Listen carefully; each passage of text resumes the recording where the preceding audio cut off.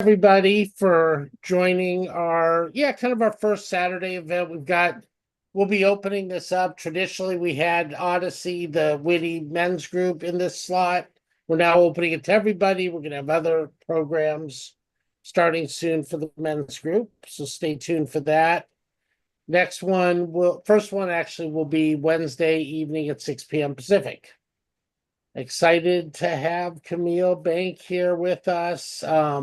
So much happening with AI just this week. Camille, I'm going to kick it over to you because I know you have so much to share. We'll have time for Q&A, breakout rooms after, but Camille, over to you. All right, everybody, let me just check out my levels. You guys can hear me well. So I'll be talking a little bit about AI and specifically what I call fusion skills and what that is. I'll tell you in a second. Let me just share this thing here. Hopefully you can see this. All right, you guys see that presentation? Okay. Yep. Hold on. I really don't like Zoom. It always messes up all my windows whenever I share a screen.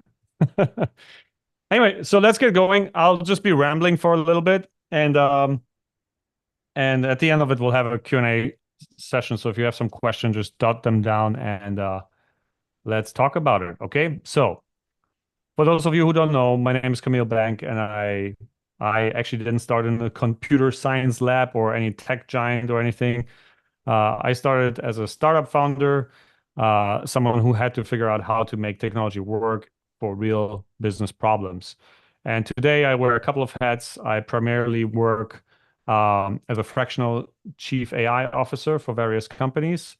And I'm also the author of a book called The CEO's Guide to Generative AI. But none of these roles really require me to be an AI genius. Okay. I also have a ghostwriting agency where I heavily use AI, but it still has my human expertise. And this is really the crucial points that I'm going to drive with this presentation. You know, again, like I said, you don't really have to be an expert. What all my roles require is the understanding of how to bridge the gap between AI's potential and really practical business reality today. And yeah, that's exactly what I wanted to talk to you about today, because we're essentially living through what I call the great AI fusion, which is a time where, being average almost at AI might just be your greatest professional advantage. And how I get to the conclusion, I'll show you on the next slide. Okay, let's go here. So let me paint you a picture of what's happening right now. I want you to imagine that you're standing at the base of a hockey stick graph that you've seen for exponential curves, and you're about to really experience the curve of explosive upward trajectory. That's exactly where we're at in AI right now. In 2017, for example, only about 20% of companies were using AI in their operations.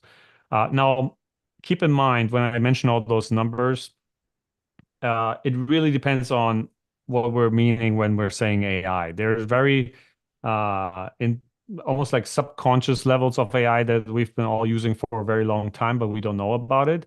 And they're kind of like intertwined in this. I have a couple of numbers. I can give you the studies that I referenced here at the end of it. Whoever is interested in it can contact me. I can send you the material. But that's how those numbers come together. So like I said, in 2017, there was about 20% of companies that were using AI in their operations. And today, that number has exploded to 72%. And here's what's even more striking. Over 82% of companies are either actively using or exploring AI. So that's a huge coverage over the market. That's really exponential transformation. And these numbers only tell a part of the story. What's really remarkable, in my opinion, is where this adoption is happening. We're not just seeing this in Silicon Valley or among tech giants. The biggest increases are actually occurring in traditional industries. Professional services have seen the largest jump. There's healthcare in it. I actually read a piece recently where I heard that about 40% of doctors are now using ChatGPT to kind of validate their conclusion on any given topic, which is kind of interesting. I knew that that was going to happen at some point, but I'm surprised it's already happening on such a large scale. And even the retail sector has embraced AI to a large extent. So that's interesting. But what makes this moment unique is that it's not just about technology adoption. It's about a fundamental reimagining of how humans and machines actually work together. Companies aren't just automating tasks, they're more discovering entirely new ways of working. With over 65% of global businesses have adopted AI specifically to reduce manual or repetitive tasks, which then frees their time to focus on more strategic work. In my book that I mentioned earlier, I call this a cognitive force multiplier. I know Jerry Riskin always has an issue with this term. He asked me about it, but that's the term that I coined for that. This isn't just another tech trend, really. It's really more of like a revolution in how we work, and it's happening right now across every industry, every department, and every level of business. So let me show you exactly how this revolution is actually unfolding. But first, let me have a sip of water. Mm. All right. So as I work with companies across industries, I definitely seen three distinct waves of AI adoption, and each is offering a unique opportunity for professionals like you. First, we have what I call the takers. Those are generally organizations using off-the-shelf AI solutions.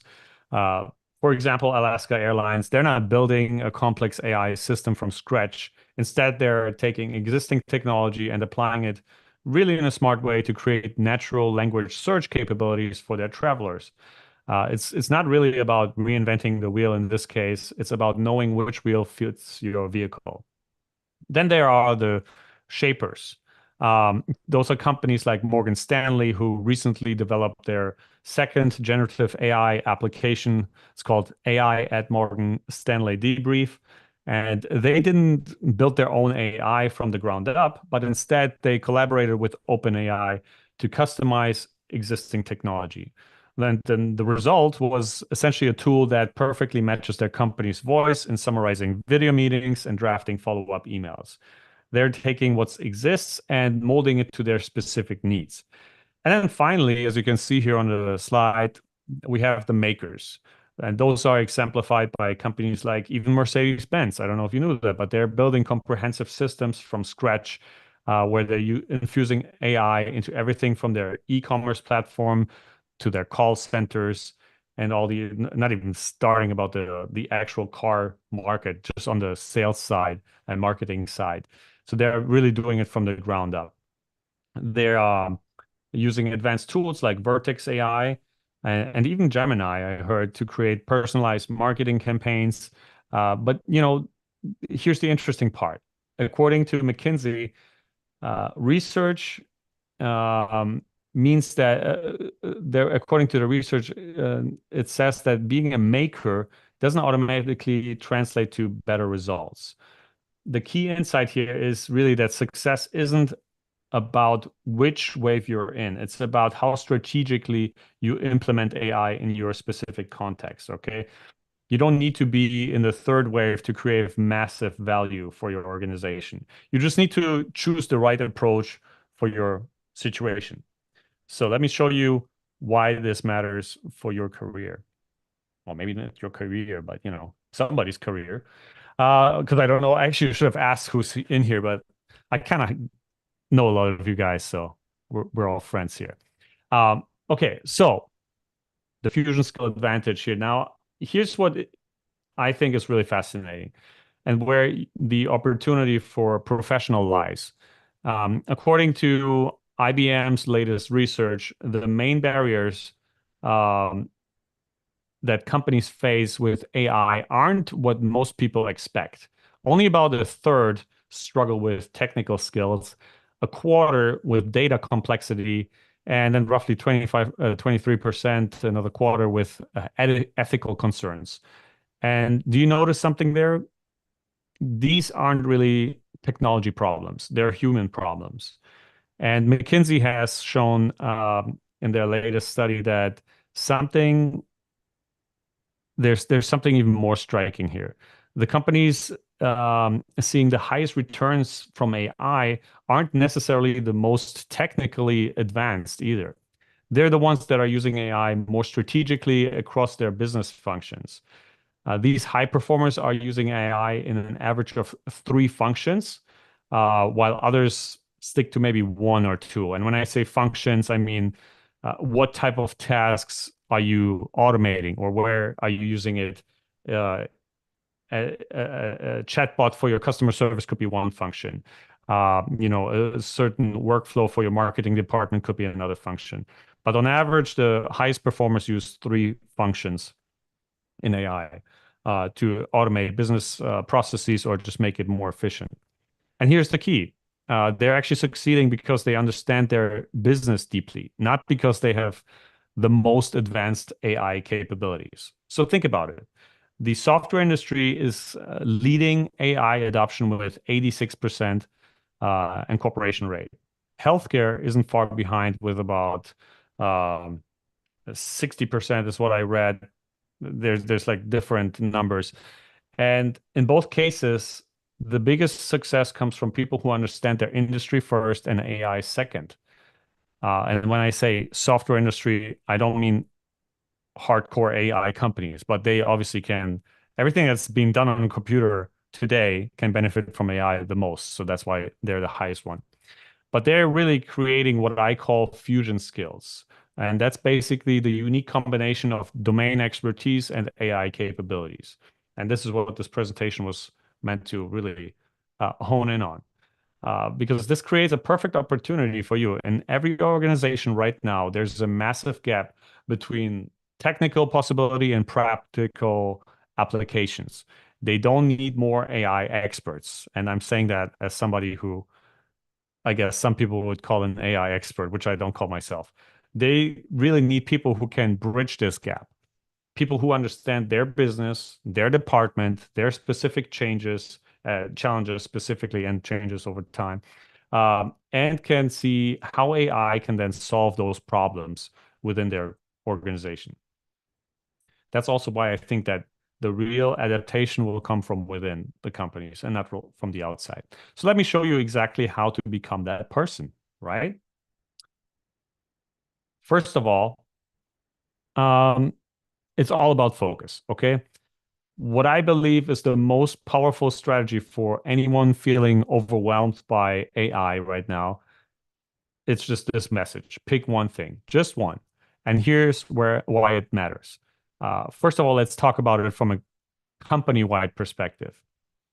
According to some of the research that I've done, AI is expected to disrupt 90% of all jobs in the coming decade. That's not just a statistic, it's a wake-up call, if you ask me. And then right now, just below half of all employees, which is actually surprising. I thought it would be more. Like 43% of employees feel neutral or negative about AI's impact on their job. The reason why I'm saying it's surprising to me is because every time when I talk about it, people just throw their hands up like, oh my God, we're all going to be out of jobs. But apparently it's not like that alarming to most people just yet. But here's the opportunity hidden in plain sight, in my opinion. The disruption isn't coming even across all tasks. It's concentrating in specific areas. So let me share a couple of examples to show how companies focused on that specific area. The Home Depot, for example, they didn't try to revolutionize their entire business with AI. They built Sidekick, which is a focused application that helps store associate managers to manage inventory and keep shelves stocked using vision models. That single focus created massive value in their organization, but it was very narrow. And then WestRock is another example. Their internal audit team took a similar approach when they, instead of trying to become an AI expert in everything, they focused solely on using generative AI to automate parts of their audit processes. And the result, faster, more consistent audits that freed up their team for strategic work. And then IHG hotel chain, hotels and resort, they followed the same principle essentially because they didn't try to transform everything at once. they concentrated on building an AI chatbot specifically for vacation planning through their rewards app. One focus, one clear goal, and significant impact. And guess what? This also applies for you as an employee or an individual on your level. Because what happens oftentimes when people come to me and ask me, Camille, where do I start when it comes to learning about AI? I often tell them, look, the best thing you can do is if you can't do it at work, do it in private, but pick one project um, and then find the best tools to work on it. For me, how I got into this whole thing, believe it or not, I started writing children's books. And I knew I wanted to have a goal. I want to write a nice children's book. And what tools do I use to achieve the goal the fastest, the best way, and all that kind of jazz. So the reason why this approach works is because yes, there's a huge wave of AI news every day. Trust me, it's hard for me to keep up, and I'm in it 24/7. And so when you limit your perspective on very specific narrow task, at least you have like a guiding star that pulls you in a certain direction, and then you can just pick the tools that apply to you. Everything else is just icing on a cake. So, um, let me share some numbers. So here, this is the AI guru. Okay, I want you to become that guy, by the way. I want to share with you some numbers that will show you how big this opportunity is. Right now, 65% of global businesses are using AI simply to reduce manual tasks. Now, think about it. Most companies are barely scratching the surface of what's possible. And the market is responding dramatically to even these basic implementations. In just the first 4 months of 2023, which is last year, obviously, if you're looking at this in the future, JP Morgan analysts actually reported that the market cap grew by $1.4 trillion and corporate profits jumped by 45%, driven primarily by interest in generative AI. Now, you can attribute that to many different factors, and it's all not just straight cut. It's a very quickly developing field, and a lot of people are investing in the future. But it's something to, it's definitely a number not to take lightly. And like I said again, it's not about a new technology. It's really about business transformation. And here's where I think it gets really interesting for us. The biggest challenge isn't implementing AI. It's defining where and how to apply it effectively. This is where you come in as what I call the AI catalyst in your organization, or like I am like a fractional CAIO, Chief AI Officer. Being an AI catalyst isn't about knowing everything about artificial intelligence. It's about understanding enough to see opportunities in your area of expertise. It's about being the bridge between technical possibility and practical application. Essentially, the go-to person that's in the organization that can keep an eye out on the market and see, oh, look, this is what might be interesting to apply in this team or in that team. So try to become that person if you think that's something that interests you. Because think about it. You already know your department, your process, your challenges. That knowledge combined with even a basic understanding of AI capabilities makes you incredibly valuable. Because while companies can hire AI experts, they can't really hire people who understand their specific businesses and the context within those businesses overnight. It always takes a long time. So the other way is much faster. Okay. Here I have kind of like a brief 90-day plan if you wanted to take action today, which is I would like you to do. But let's just go over it really quickly. So this is the roadmap that let's just go it. It's not really theoretical. It's really based on patterns that I've seen in companies achieving really high returns from AI adoption. And again, maybe you could convince somebody in your organization to do that as well. In weeks 1 and 2, you'll basically identify your focus area, look at where you spend most of your time, what tasks are repetitive, where do you see the most friction, There's some research that shows that high-performing companies excel by focusing first on areas with clear and immediate impact. So try to find those. You already know your domain. Use that knowledge to spot those opportunities. Now, week 3 and 4 are about research, but not broad, unfocused research. Study specific AI solutions in your chosen area from weeks 1 and 2, and then look at similar organizations and how they're using AI. The data really shows that companies successfully implementing AI spent this time understanding specific use cases rather than technical details. So study your competition if you can somehow. In your second month, start small, but start strong. The companies seeing the highest returns on AI, I need to come up with a shorter phrase for that. Those are essentially attributing more than 10% of their EBITDA to AI. All started with focused pilot projects. See the pattern there? It's all about focus. Document everything. That's important too. What works, what doesn't work, and what surprises you.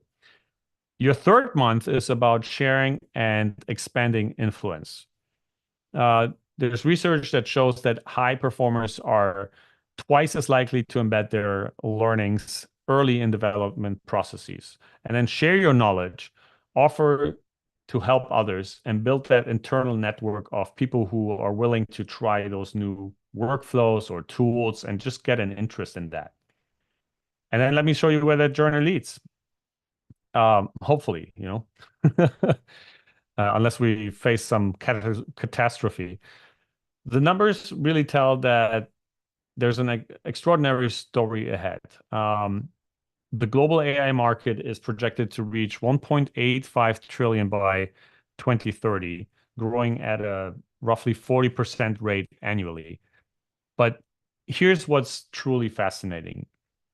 AI adoption has more than doubled in most business functions over just the past year. But the real story isn't the technology departments. The biggest increases are happening in marketing, sales, and product development. Why? Because these are areas where human expertise and AI capabilities create something more powerful together than either could achieve alone. This is what I call essentially fusion skills. And think about it. High-performing companies are using AI in an average of 3 business functions, as mentioned before, while others average 1 or 2. But these leaders aren't just implementing more AI. They're creating new ways of working, and these ways combine human judgment with AI capabilities. They're not really replacing human expertise, they're augmenting it. And then my last slide here, I know I've been talking a lot. I want to show you how to take your first steps in that direction as an individual. I want to leave you with 3 powerful steps, okay, that emerge from all the research and the examples that we've discussed here, or I talked about in my monologue. First, you don't need to be an AI expert. The data shows that the most successful AI implementations aren't driven by technical expertise alone. They're driven by people who understand their businesses and can spot opportunities for AI to create real value in their organization. Second, start with one focus area. Remember, the majority of global businesses are using AI just to reduce manual tasks. There's so much more potential waiting to be unlocked, and you can be the one to unlock it in your area of expertise. And third, the AI revolution isn't coming, it's already here. And it's not about replacing human expertise, it's about augmenting it. Your opportunity isn't really to become an AI expert. It's really to become an AI catalyst, someone who can bridge the gap between possibility and practical application. The future is waiting for you to shape it, so please start today. Thank you. That's it. I hope you guys have some questions. If you want to connect with me, I'm always here with David or on LinkedIn. And that's that. Was my microphone on? Awesome. Did you turn your mic on, Camille? I think we're ready to start. No, Yeah. that was great. Ready whenever you are, Mr. DeMille. Does anybody have any questions, comments? We're gonna do a set of breakout rooms to discuss some of it too, and come back, and there'll be more Q&A. But does anybody have any initial thoughts? Dan? Yeah, so Camille, first of all, thank you for doing that. It was really interesting. I do a lot of McKinsey research and all the different things, so good to know we're in the same boat. So here's my feeling that what's going on with AI right now is what I call process procedure to outcome. And that's the easy part of automating with AI. What I'm really more interested in is maybe second generation, which is we move from left brain to right brain and we get a lot more creative about ways of imagining our businesses in ways that move us beyond what I'm going to call. So I believe in the domain expertise you're talking about, but where I really see the transition coming is a workforce who's compliant, do as you're told, park your brain at the door, don't ruffle feathers. The real opportunity, I think, in second generation is how do I reimagine this business in ways that my competitors won't? And I think McKinsey is showing that companies that are starting on that are outpacing their peers group by about 40%, which is really significant. So I'm wondering if you have some view a little bit further on than sort of the Yeah, but although I dominant. totally agree with you, and it's so funny that you mentioned that. What I'm going to say is a little bit more on the technical side rather than the creative side, but which I agree, and I would love to research a little bit more and discuss with you more. But I just posted this video today on LinkedIn, which I recorded 2 years ago on AI in the fragrance industry. Because I got prompted by LinkedIn. Sometimes LinkedIn asks you on your opinion on stuff, and they were asking about how data analysis can help you find new opportunities in your business. And that reminded me of that video that I made about fragrance and AI, because the way they used AI for many years now in the fragrance industry is to identify so-called white space in fragrance creation. And I've seen that across other industries as well. And I think from again, this is very technical. It's not on the unlocking the right brain side so much, but I definitely see some analogies there where you can use AI, prompt it in a certain way, collaborate with AI as an expert, and then find white space for new business opportunities in your domain, right? So absolutely true. And I think actually that's one of the best ways to use AI today, because essentially AI is really good at pattern recognition. So yes, I totally agree with you. Would love to dive deeper into that. Yeah, because my feeling is that the larger corporations, the way they make money is not so much through organic growth, it's through merger and acquisition, right? To have accretive earnings because they literally have systems that don't allow much for innovation. And I think with the AI opportunity, if the system doesn't change and how they communicate reward and incent doesn't change, I think AI is not going to have its upside. And I think the companies who figure that new business system, that right brain creativity and innovation, they're just going to way outdistance legacy kind of companies. Yeah, Yeah, we shall see. so Would love much to talk more with you opportunity. about it. Totally. Right. If you think about just the transition to the PC and the transition to the web, and but now just it's just so much quicker, but a lot of similarities. Anyone else before we go into breakout rooms? Okay, well, Camille's given us a lot to think about. I put a survey in the chat, so please fill that out, give us some feedback. Let's discuss some of these things, and then we'll come back and we'll do a wrap up on this.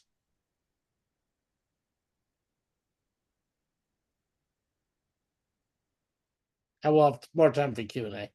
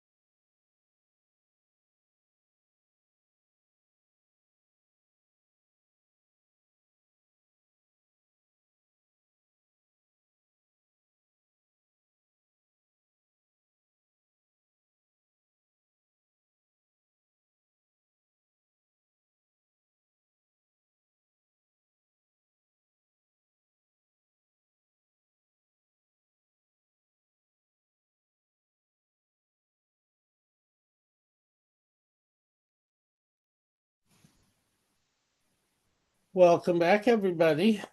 Would anybody like to share what they talked about in the breakout room?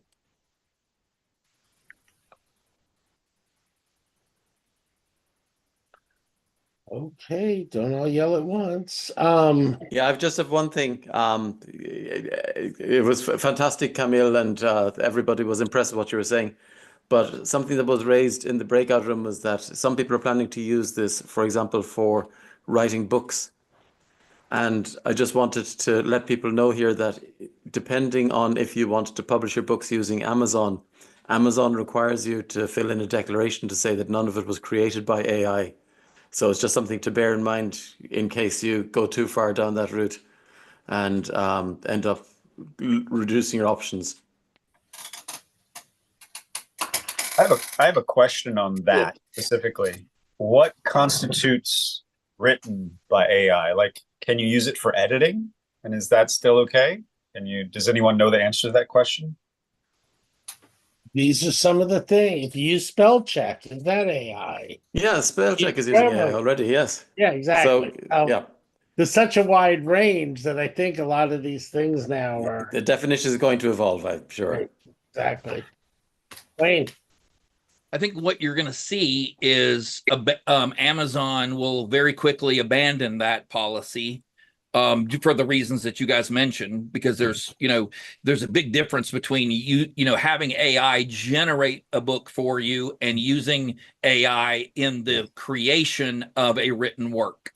So we are very quickly going to have to come to a consensus on what's the proper use of this. I've been talking about this for months and months, and David will tell you I've been kicked out of AI rooms based on the deep study that I've been doing over what's proper use, what's ethical use, what's the uses that we're going to have to overcome. One of the things that I was just explaining in the breakout room was necessity is the mother of invention. In other words, no technology was ever implemented aside from without the point of a bayonet. We were forced into innovate. Innovation is forced upon a people for whatever reason. You cannot name an innovative technology that was not forced on the citizens that currently enjoy it, that currently use it. And if you can, I would like to hear you tell me, because I've done a lot of thinking about this, and whether it's cancer research, whether it's a polio vaccine, whether it's the automobile, whether it's solar technology, all of these innovations are something that have been forced because of a problem. Factory farming, all of these technologies are something that's been forced on the population in order to solve an issue. You don't get innovation without forcing it along. Got it. Jerry, what would you like to tell Wayne about that? Come on, Jerry. Put up your dukes. Well, here it goes. It does raise the question of what innovation is. For example, there is iteration where we creep along and improve and improve and improve. Is that innovation? When my wife and I were in Bristol, on the beautiful grounds of a colleague of mine in England, and she found some blackberries or something. She knows more about that stuff than I'll ever know, and it was overly ripe or something. So she made some special pies from scratch that, and my friends are culinary experts, and they said it was the best thing they'd ever tasted in their life. Did she innovate or did she iterate? And the serious question is, sometimes when we change things or processes and so on, especially through constant improvement, that's cool.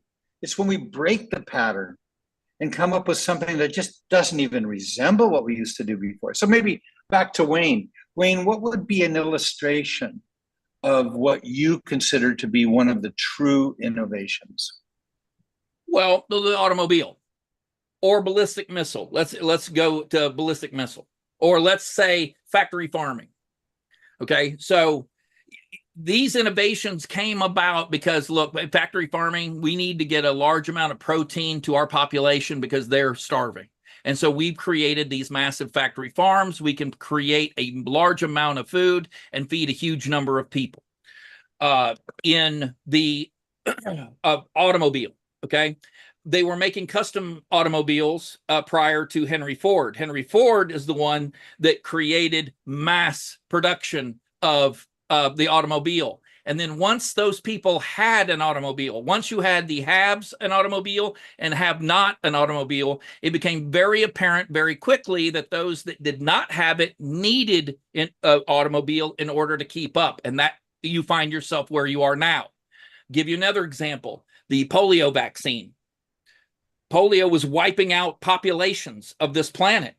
And Jonas Salk said, hey, look, I'm going to have to created a vaccine and was able to bump back that mass extermination and mass, it was hurting people. So again, I challenge you to think of one innovation or one innovation that was not the reason that they say invention, necessity is the mother of invention. There's a reason we say that. Carolyn. Got it. Carolyn, challenge Wayne. Go. Well, I don't know if I'm challenging him so much as saying that an example of forcing people was car companies in LA buying up all the tracks and shutting them down because people were used to getting everywhere on trains. And they literally did this to force people to get cars to get around. So sometimes the forcing is by subterfuge. And I just think that's an interesting point. But something that wasn't forced, I think there are inventors and things that were just during the Renaissance and times that were just thinking way in front of anyone else. Da Vinci came up with a lot of innovative ideas, not all of which he managed to implement. So whether getting everybody else to adopt it is the adoption is a place where it's a problem. But the actual invention itself is frequently just by really creative people having a good time.